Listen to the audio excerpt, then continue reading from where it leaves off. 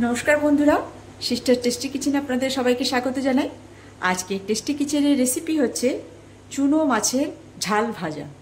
তো চলুন বন্ধুরা, প্রথম থেকে শেষ পর্যন্ত আপনারা ভিডিওটা দেখুন আমি কিভাবে বানাচ্ছি চুনো মাছের ঝাল ভাজা। তো ওভেন ধরিয়ে আমি তেল চাপিয়ে দিয়েছি কড়াইতে। তো আর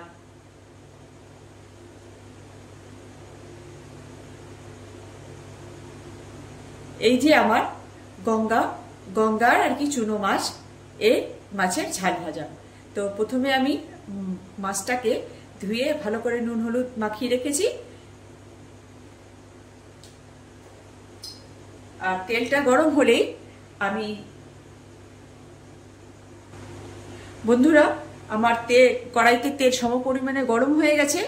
এইবারে কড়াইতে আমি দিয়ে দেব রসুন বাটা, লঙ্কা বাটা আর হলুদ আর নুন এখানে দিয়ে রেখেছি। এইবার এইটা মশলাটা আমি সুন্দর করে কষিয়ে নেব।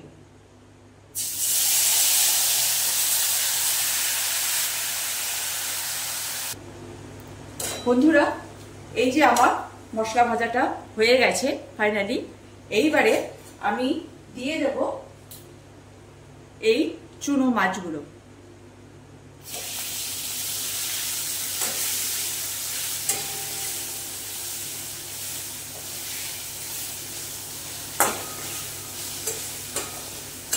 এই চুনো মাছগুলো দিয়ে আমি বেশিক্ষণ নাড়বো না, একটু নেড়ে ছেড়ে আমি জল দিয়ে দেবো, কেন বাচ্চা মাছ, তাহলে পুরো মাছটা আমার ঢেকে যাবে।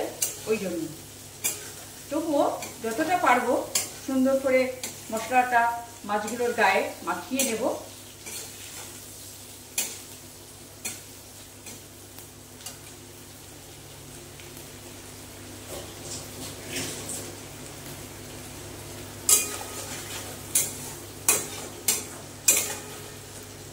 এবার দিয়ে দেব জল।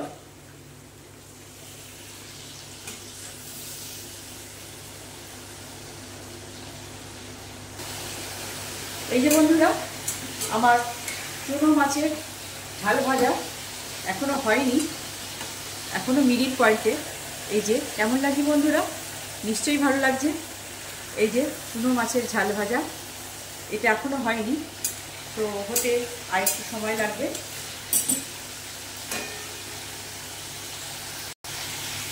বন্ধুরা, এই যে আমার চুনো মাছের ঝাল ভাজা হয়ে গেছে। দেখুন বন্ধুরা, এই যে কেমন লাগছে, আশা করি ভালো লাগছে আর খেতেও টেস্টফুল হবে। আর সামান্য রেসিপি, তো আমার হয়ে গেছে, আমার ঝাল ভাজা প্রায় কমপ্লিট। এবার গ্যাস করবো অফ, করবো প্লেটিং। বন্ধুরা, এই যে আমার চুনো মাছের ঝাল ভাজা কেমন হয়েছে বন্ধুরা, একদম সামান্য রেসিপি, এটা আমার মম রেসিপি। তো আজকে আমি বানিয়ে দেখালাম, আপনাদের সঙ্গে শেয়ার করলাম। তো এইভাবে আমার মা আমাদেরকে করে খাওয়ায়, তো দেখবেন করে খাবেন, একদম টেস্টফুল, যার মুখে রুচি নেই একটু এইরকম ভাবে একবার বানিয়ে খাবেন, দেখবেন ইয়ামি ইয়ামি লাগবে আর খেতেও ভালো লাগবে। গরম ভাতে খান, ঠান্ডা ভাতে খান, যেখানে যাতেই খান না কেন খুব ভালো লাগবে। তো বানাবেন, একটু করে খাবেন, এনজয় করবেন। তো আজকে রেসিপি আরেকটা নিয়ে আসছি, তো এখন রাখছি, বাই।